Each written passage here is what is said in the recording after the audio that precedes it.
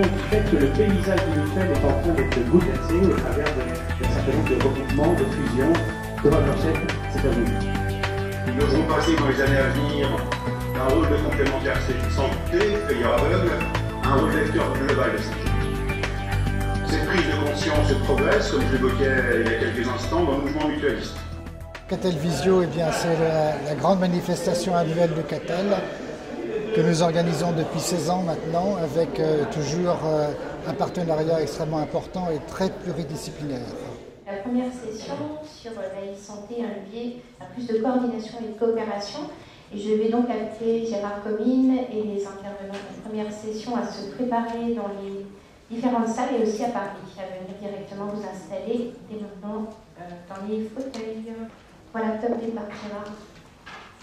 Nous allons aujourd'hui travailler dans cette session sur deux concepts qui sont deux concepts assez récents. L'un est le concept de territoire de soins numériques, on dira TSN par la suite pour aller plus vite. Et l'autre est le concept de groupement hospitalier de territoire que l'on appellera GHT.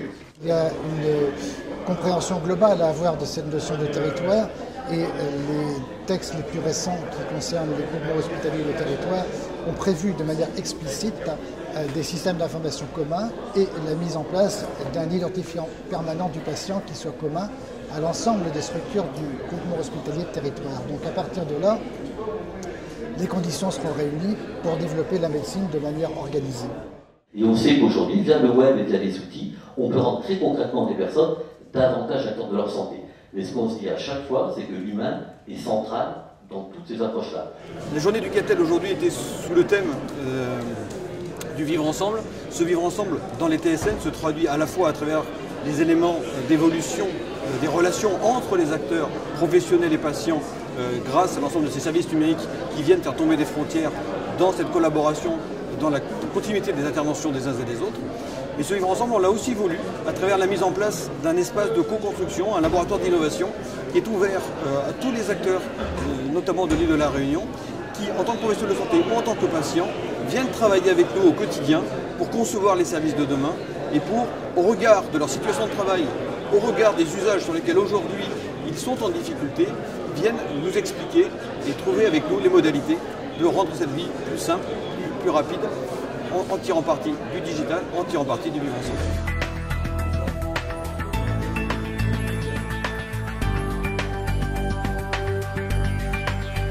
La présence de Microsoft, que je représente, s'articule sur deux points principaux. Le premier point, c'est tout d'abord d'écouter toute cette richesse d'exemples de ce qui se passe sur notre territoire, de tous les acteurs, pour contribuer justement à cette e-santé. Et puis la deuxième, c'est de faire partager un retour d'expérience qui certes a eu lieu sur un continent différent, mais c'est juste pour donner de l'inspiration et de voir comment l'innovation technologique peut permettre et peut contribuer à tous les citoyens de tous les pays de mieux vivre en bonne santé. Je participe à une table ronde africaine justement sur les progrès, les innovations et les promesses de la e-santé dans les pays d'Afrique. Par exemple, nous intervenons maintenant depuis un an au Mali aux côtés d'une équipe de dermatologues pour tester la télédermatologie de façon à avoir les compétences des spécialistes en dermatologie dans des zones éloignées de la capitale qui n'ont pas accès à ces spécialistes.